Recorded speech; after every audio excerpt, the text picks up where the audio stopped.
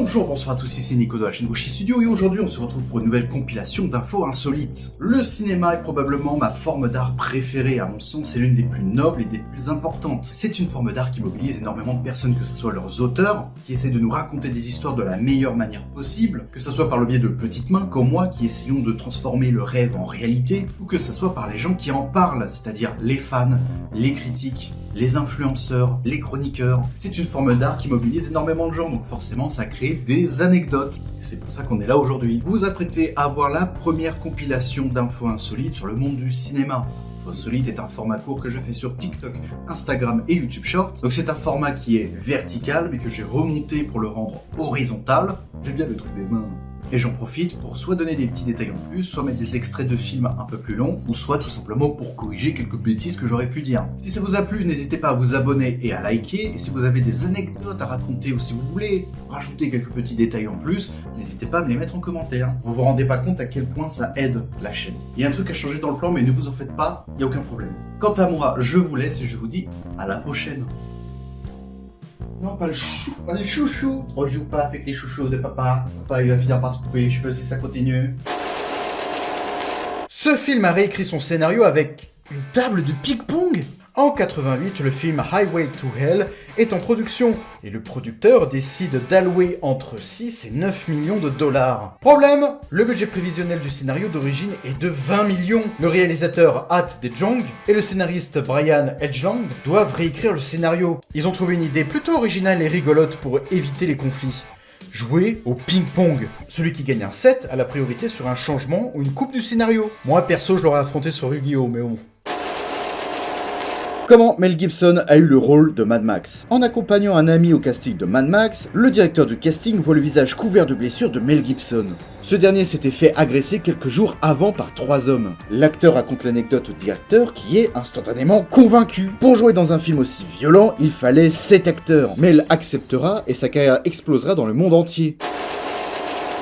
Il est le seul acteur au monde à avoir fait ça. Bernard Hill, un acteur britannique, est le seul au monde à avoir joué dans 2 films à avoir remporté 11 Oscars. Titanic et Le Seigneur des Anneaux, Le Retour du Roi. Dans Titanic, il joue le capitaine Edward John Smith et dans Le Seigneur des Anneaux, il joue Théoden, le roi du Rohan. Un sacré palmarès.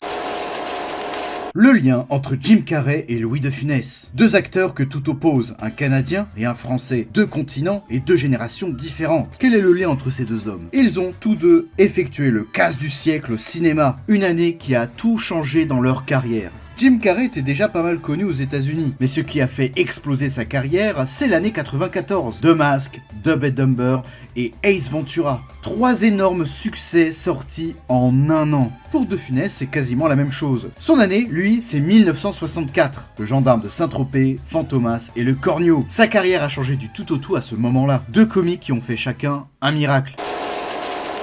L'injustice autour de cette actrice.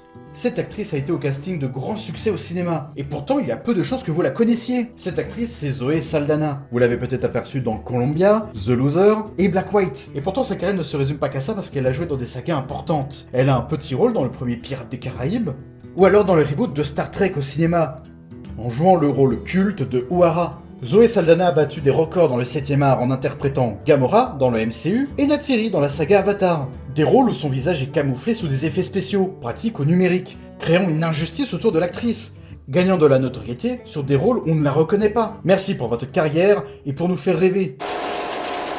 Le film Double Zéro n'avait pas de fin. Eric et Ramsey se sont lancés dans le projet Double Zéro alors que le scénario n'était pas finalisé. Ils étaient surtout motivés par le tournage qui se passait au Venezuela, à Londres et dans plusieurs destinations de rêve, forçant les 2 humoristes à écrire la fin du film dans l'avion en direction du Venezuela. On l'a fait parce qu'on tournait au Venezuela, à Londres, sur la Côte d'Azur. Double Zéro, la fin elle était même pas écrite, fallait qu'on l'écrive pendant le voyage en avion jusqu'au Venezuela. Ah ouais, carrément. Pour dire à quel point on s'en foutait, tu vois. Le vrai nom de John Wick. John Wick n'était pas le nom du film à l'origine. Il devait s'appeler Scorn, mépris en anglais, le mépris qu'a eu Lozef Tarasov pour notre héros, qui n'aspirait qu'à une vie tranquille, loin des fusillades. Mais l'acteur, très investi par son rôle, parlait à tout bout de champ d'un film incroyable. Il a oublié le nom, mais en tout cas le personnage s'appelle John Wick. L'équipe marketing en a profité pour rebaptiser le film et de se faire de la pub gratuite. Merci Keanu Reeves. Le mystère de la fabuleuse coupe de cheveux de Samuel L. Jackson dans Pulp Fiction. En réalité, Samuel L. Jackson porte une perruque que la production lui a fournie. L'assistante de prod s'est trompée de modèle pendant l'achat, mais en plateau, Samuel L. Jackson a tout simplement adoré son look avec la mauvaise perruque et a insisté auprès de Tarantino pour la conserver. Comme quoi, parfois, le hasard fait bien les choses.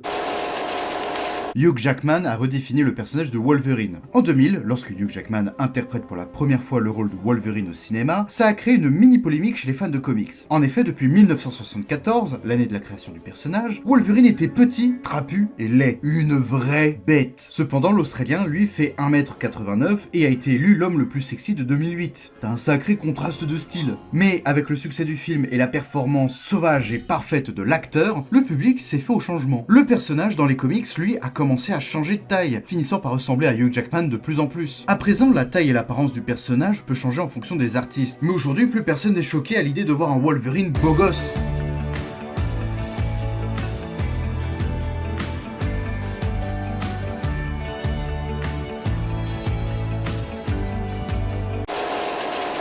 Dans toute la galaxie, il n'y a que 2 acteurs qui ont eu le privilège d'interpréter le Docteur, de la série Doctor Who, et une victime du Xénomorphe. Il s'agit de John Hurt et de Paul McGann. Le premier était la première victime de l'Alien, marquant l'histoire du cinéma.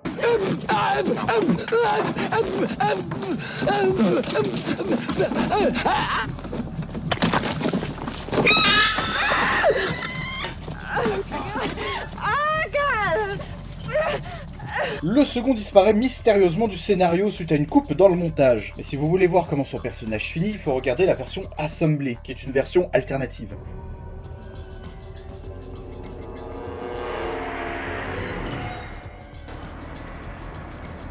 D'ailleurs, ces 2 acteurs sont encore plus liés que vous pouvez l'imaginer. En effet, les 2 acteurs ne sont apparus que dans des téléfilms et des TV specials de Doctor Who. Ils n'ont jamais été docteurs durant une saison complète de la série. Et pour finir, les 2 seigneurs du temps se suivent, Paul McGann étant le 8e docteur et John Hurt étant le War Doctor. Une version alternative qui se glisse entre le 8e et le 9e, interprétée par Christopher Eccleston.